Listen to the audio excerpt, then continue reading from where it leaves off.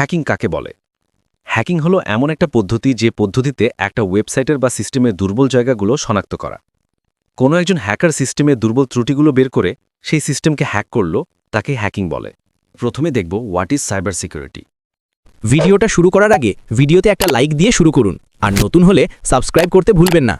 ভিডিওটিতে মাত্র 20টি লাইক আর 10টি কমেন্টের টার্গেট পূরণ করতে আমাদের সাহায্য করুন।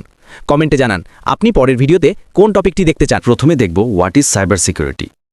এর ভেতরে আমরা দুইটা দেখতে পাই, একটা সাইবার, আরেকটা হলো সিকিউরিটি।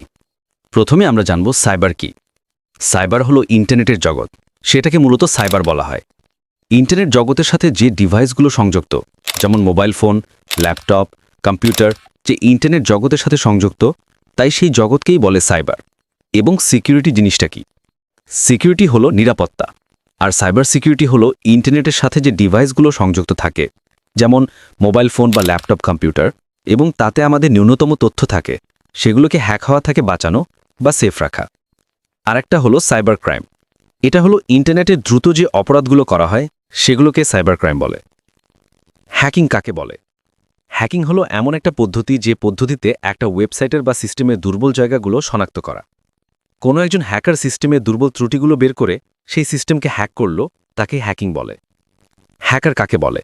যে একটা সিস্টেমে দুর্বল বের করে সেই সিস্টেমটা তার নয়, কিন্তু সে বেআইনিভাবে সেটা তার আয়ত্তে নিয়ে নিয়েছে, তাকে হ্যাকার বলে।